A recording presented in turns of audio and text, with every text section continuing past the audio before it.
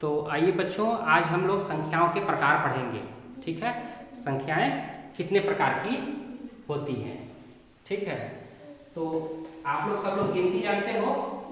ठीक है, तो जब हम लोग गिनती लिखते हैं तो कहाँ से लिखते हैं? एक से लिखते हैं। 1 2 3 4 5 6 ऐसे गिनती लिखते हैं। 6 के बाद भी आगे लिखेंगे, है ना। और ये संख्या कभी खत्म नहीं होता, है ना, संख्या आगे बढ़ती रहती है। ठीक है, 100 के बाद क्या आता है? 101। ठीक है, फिर 200 आएगा, 300 आएगा, 400 आएगा, संख्या बढ़ती रहती है। तो ये डैश डैश का मतलब क्या है कि वो संख्या हमेशा क्या है? आगे बढ़ती रहेगी, कभी खत्म समाप्त नहीं होगी। तो इसको बोलते हैं हम लोग अनंत तक। जो चीज कभी खत्म नहीं होता उसे हम क्या कहते हैं? अनंत। ठीक है, तो एक से लिखना हम शुरू करते हैं। तो जब हम एक से लिखना शुरू करते हैं तो उस संख्या को कहते हैं प्राकृत संख्या। क्या संख्या? प्राकृत संख्या। अंग्रेजी में कहते हैं नेचुरल नंबर। Natural number. हाँ, तो बताइए, आप लोगों से कोई पूछेगा कि बताओ बच्चों की जो संख्या एक से शुरू होता है ना, जो गिनती एक से शुरू होता है उसको कौन सी संख्या कहते हैं? तो उसे आप लोग क्या कहेंगे? प्राकृत संख्या। ठीक है, दूसरा होता है पूर्ण संख्या। ठीक है, और अंग्रेजी में इसको कहते हैं क्या? Whole number. क्या कहते हैं? Whole number. जब कोई बच्चा क्या करेगा, कोई व्यक्ति क्या करेगा कि जब गिनती 0 से लिखना शुरू करेगा, कहाँ शुरू करेगा? 0 से। ठीक है, हम लोग 0 से कभी शुरू नहीं करते ना, लेकिन 0 से भी होता है। सबसे छोटी संख्या कौन सी होती है? 0 होती है। फिर 0 के बाद 1 होती है, फिर 2 होता है ना।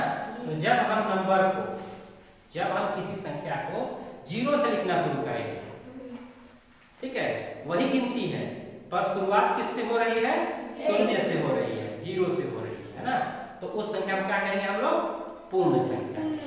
ठीक है, तो कोई आपसे पूछेगा कि बताओ बच्चों कि जो संख्या 0 से शुरू होता है उसको क्या कहते हैं? पूर्ण संख्या या प्राकृत संख्या? तो पूर्ण संख्या कहेंगे। क्या कहेंगे उसको? पूर्ण संख्या। ठीक है, तो गिनती में हम लोगों ने गिनती पढ़ना हम लोगों ने सीख लिया है, लेकिन उसके बाद उसके आंतरिक जो चीजें हैं और बहुत सारी जो चीजें हैं उनके बारे में हम लोगों को पता नहीं है ना। तो जो संख्याएं हम लिखते हैं, जो गिनती हम लिखते हैं, है ना, उनको कहते हैं धनात्मक संख्याएं। कैसी संख्याएं? धनात्मक संख्याएं। धनात्मक का मतलब होता है कि उसके सामने क्या लगा होगा?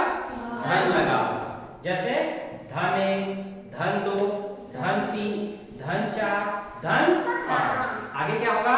धन 6, धन 7, धन 8, ऐसे बढ़ते जाएगा। ठीक है, तो इन संख्याओं को क्या कहते हैं? धनात्मक संख्या। ठीक है, अब दूसरा होता है कि भाई धन जब होगा तो उसका उल्टा ऋण भी होगा, है ना। तो जब संख्याओं में ऋण लगा हो, क्या लगा हो? ऋण लगा। जैसे ऋण 1, ऋण 2, ऋण 3, ऋण 4, ऋण 5, ऋण 6, ऋण 7, उसके आगे क्या आएगा? ऋण 8, ऋण 9, ऋण 10, है ना। तो ऐसी संख्याओं को क्या कहते हैं? ऋणात्मक संख्या। कैसी संख्या कहते हैं इनको? ऋणात्मक संख्या। ठीक है, तो धनात्मक संख्या किसे कहते हैं? जिसमें धन लगा होता है या ऋण लगा होता है? तो धन लगा हुआ वाले को धनात्मक संख्या कहते हैं। और ऋणात्मक संख्या किसको कहते हैं? जिसमें ऋण होगा या धन होगा? ऋण होगा। ठीक है, जिसमें ऋण होगा उसको क्या कहेंगे? ऋणात्मक संख्या।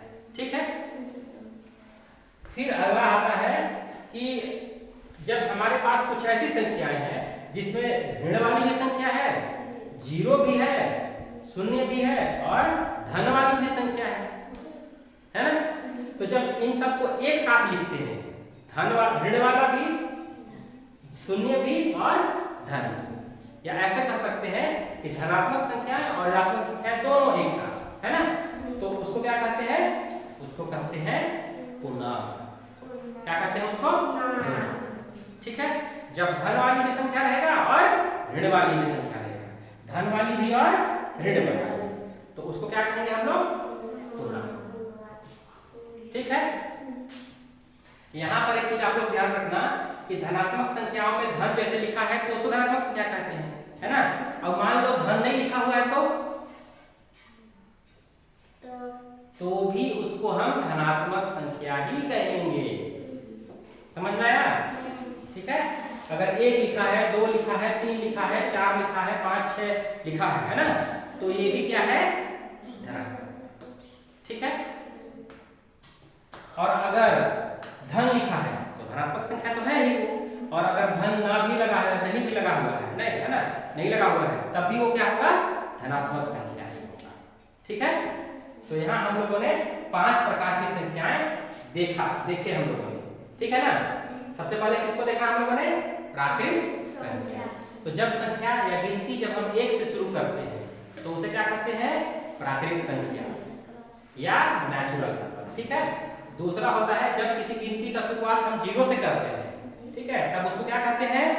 पूर्ण संख्या या होल नंबर। ठीक है।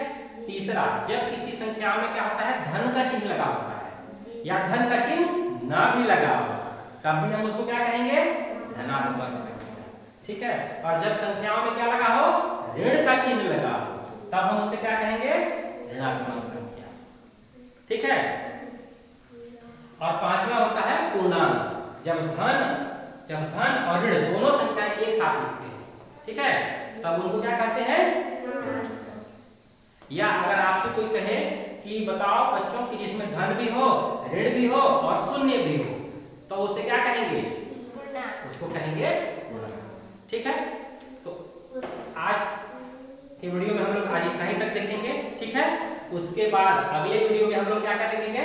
सम संख्या किसको कहते हैं, विषम संख्या किसको कहते हैं, भाज्य संख्या किसको कहते हैं, अभाज्य संख्या, भिन्न संख्या और दशमलव संख्या। ठीक है। इसको आगे वाले वीडियो में हम लोग देखेंगे। ठीक है।